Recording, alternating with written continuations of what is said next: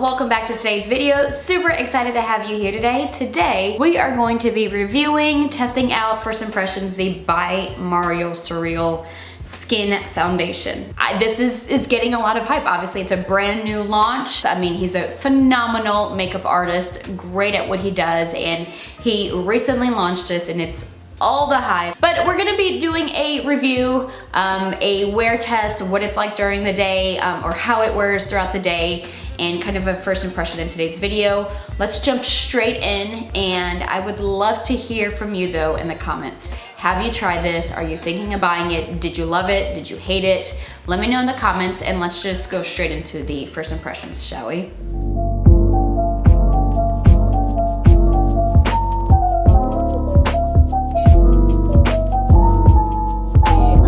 Show that it is currently not sunny, but it's going to be in a little bit, and my video is going to be completely wiped out. Anyways, we're gonna go in with tried and true products here that I know are going to work, and products that have done well in the past, products that I reach for, that I know do well, that should do well with the foundation, and that if the foundation is as good as it should be, it'll look good. So here is a close-up of the bottle. I don't know if you'll be able to see it in this light, but this does have light reflecting mica in it. The shade that I got is shade 9W. By the way, the primer I'm using is the e.l.f. Power Grip Primer, but I'm gonna pull up the information here on the Sephora website just to make sure that we get the nitty-gritty details. But this is the Surreal Liquid Foundation. It is $42 for 1 ounce. I mean, there's a good bit of foundation range. I would have thought that he would have had more ranges given his line of work. I mean, I feel like there's not a lot of shades in range in the lighter. There's a lot of medium and medium to dark ranges, but not a whole like different shades of light. So that's interesting to see. But it does give you a natural finish. It's hydrating, it's a liquid formula, long wearing, medium coverage that is buildable. It does say that this foundation reveals the skin natural luminosity, and it features moisture grip technology and hydrates the skin and glides on easily. For a customizable coverage, layer it on or sheer it out. The buildable formula works harmoniously with powders or creams while staying true to its original color. If you look at the bottle, it looks like there's glitter, but it's not really glitter. It's just mica in the product. I think packaging as far as really, I mean, I think the packaging is nice, very true to on brand for him. So let's just go ahead and apply this and see how it looks and kind of do a first impression. I very much so tried to get the right shade, and I hope I did. I do have my self tanner on, so hopefully that helps a bit. I've got some breakage going on here, so let me cover this first and then we'll go in with the foundation. While my little spots cover dry down a little bit, I'm gonna do my eyes, gonna do something really natural and easy and light. I'm gonna try out the 9P Petal Passion by Morphe. If you have any questions on what my eyes look like after and what I used, this is what I used. I just picked it up at Ulta. So while this dries down here, I'm gonna do my eyes real quick and then we'll test out the foundation. Gosh, I really hoped I was recording. Let's hope it was. The first layer is on. I just applied 1 pump on my hand here, and a lot of people are kind of comparing this to the House Labs just because both foundations are super luminous and very dewy. I will say 1 pump got pretty far. I mean, I applied 1 pump all over my face. I blended it out. I was worried about the range and figuring out if I could find a match or not, but it does match pretty well with my neck and my self tanner. Now, if I'm not tanned, I may have to go down a shade. It is very luminous, as you can see right over here on my T-zone. Like, you see that shine right here, and I did not use a dewy primer. We're gonna build it up a little bit more and see what it looks like. I wonder how this wears also. I'm curious to see how this is going to wear during the day. So I'm curious to see how this wears also after you know, applied your powder and your concealer and you've set everything. So let me apply 1 more pump on some of the areas that I would like more coverage, which tends to be my T-zone over here. Whereas what I like a little bit more coverage. So we're gonna apply a little bit more right over here, and we're gonna blend this out.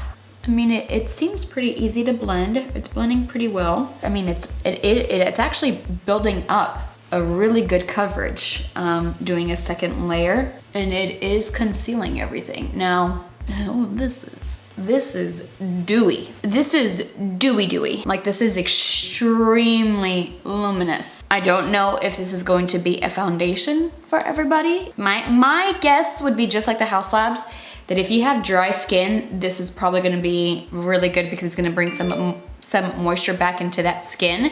And if you have probably super oily skin, I don't know if this is gonna be the best. The buildable coverage is definitely there. It did really conceal some of those breakouts in the spots. Obviously, it did not remove the bumps. That's not gonna, that it's not going to do. I will say, however, I do feel like it has really enhanced the skin texture. And I don't know if that's because of the dewiness and because, you know, when you highlight certain areas of your face, it only enhances the pores and the texture. So I feel like it has enhanced like every single bump and texture on my skin all over, which that I don't personally love. But let me go finish the rest of my face. I'm gonna finish off with my concealer, bronzer, blush, all of that, and then we'll come back with the finished look and we'll see how it wears throughout the day. Okay, so the foundation and the makeup is completely done. I was feeling very, very pretty in pink. I think it's because of my top's got all the ruffle details, and then my headband, I'm feeling very like feminine and girly, and so the pink just felt right for today. But this is the finished makeup. I should have sprayed my finishing spray before I put on mascara, but I did not. But every time, and I should know better by now, but I clearly don't, but every time I spray my finishing spray, what is going on with my voice? Anytime I put on my finishing spray and I have mascara, I always get mascara smidges right underneath my eyes, and I thought I could fix it, but I did not, and I ended up separating some of the foundation and some of the concealer here. Hopefully I can fix that off camera, but if not, it's okay. You know, first impression, I don't know if I really love this, honestly. I do feel like it's enhanced the texture in the pores on my skin, that you can see the bumps and the texture all over my skin. I don't personally love that at all. I mean, the foundation does look good otherwise. I feel like, I don't know if I'm getting like an allergic reaction. Also, my nose is super duper itchy with the makeup. Sometimes it gets like that. So I don't know if this is like an allergic reaction or what. I mean, does that happen to anybody else? Like when after you put on foundation, your nose, like it starts watering. That's happening right now. And so I don't know if that's the foundation or not, but you know, the foundation looks good. Just, I feel like the texture is really enhanced, and I cannot get over that. I am curious to see how this is going to wear throughout the day. I would love to hear your thoughts though. Have you tried this foundation? Did you love it? What type of skin type do you have? Are you combo, dry, or oily? Let me know down in the comments below. Would love to hear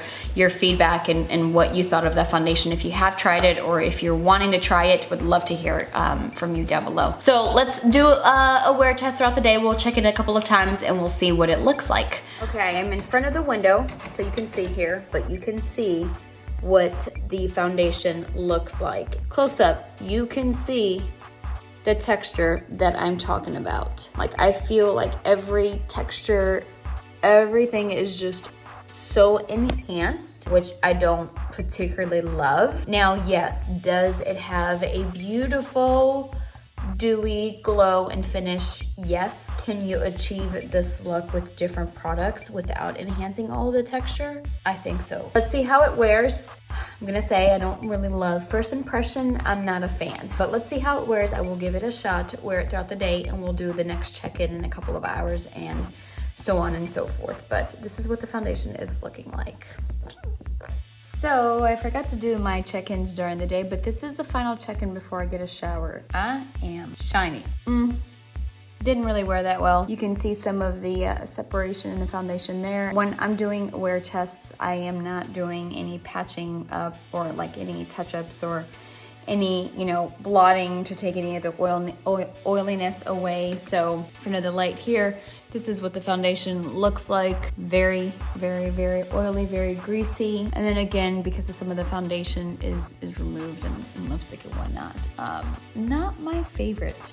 Would I recommend it? Did I love it? Was it okay? Yeah. For the price and for what it does, I think there are other foundations that wear really well and that lasts a whole lot better. So that's it for the first impressions. What did you think? Again, comment down below. Oh, that's my stomach. It's time for lunch. Don't forget to subscribe, like this video, and then hit that little bell. And I hope to see you here again real soon. I hope you have a great day, and we'll see you next time. Bye.